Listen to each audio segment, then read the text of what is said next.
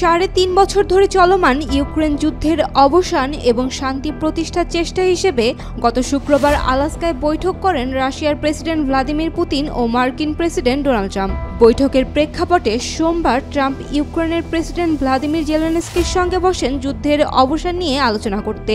Bashundhara tissue অশুদ্ধতার বিরুদ্ধে এক বিন্দুও ছাড় নয়।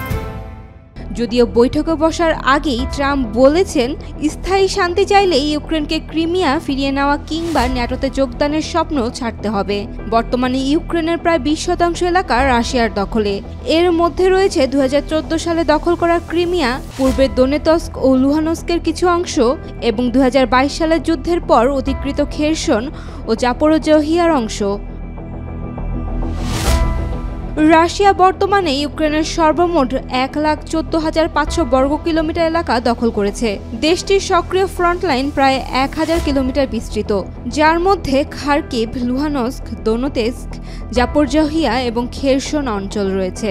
রাশিয়া ইতোমধ্যে জাপোরোজিহিয়া ও খেরসনের প্রায় ৩/৪ নিয়ন্ত্রণে রেখেছে।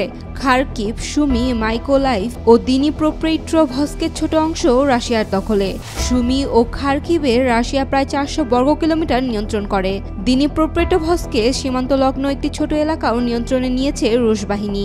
অন্যদিকে ইউক্রেন এখনও দোনবাসের প্রায় ৬,৬০০ বর্গ কিলোমিটার ধরে রেখেছে। রাশিয়ান বাহিনী দোনেতস্ক ফ্রন্টে ফোর্ট্রেস বেল্ট শক্তিশালী করার চেষ্টা করছে। সেখানে গুরুত্বপূর্ণ শহরগুলো রাশিয়া নিজের নিয়ন্ত্রণে রাখতে চাইছে। যুদ্ধ এখন কৌশলগত টানাপোড়েনের মঞ্চে রূপ নিয়েছে, যেখানে প্রতিটি শহর এবং এলাকা গুরুত্বপূর্ণ ভূমিকা পালন করছে। এদিকে আলাস্কা বৈঠকে ভূমি বিনিময় বিষয়টি আলোচিত হলেও কোনো চূড়ান্ত সিদ্ধান্ত হয়নি। ট্রাম্প বলেছেন, কিছু অঞ্চল ইউক্রেনকে ফিরিয়ে দেওয়া হবে, তবে রাশিয়া পূর্বাঞ্চল পুরোপুরি দখলে রাখার দিকে আগ্রহী। তবে তারা চায় ইউক্রেন ন্যাটোহীন নিরপেক্ষ রাষ্ট্র হিসেবে থাকুক। জেলেনস্কি অবশ্য বারবার বলেছেন তারা রাশিয়াকে কোনো ভূমি উপহার দেবে না এবং সংবিধানের বাইরে কোনো এলাকা হস্তান্তর হবে না।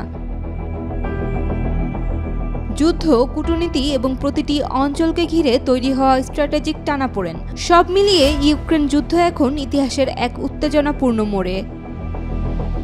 Saima Akter, Daily Sun.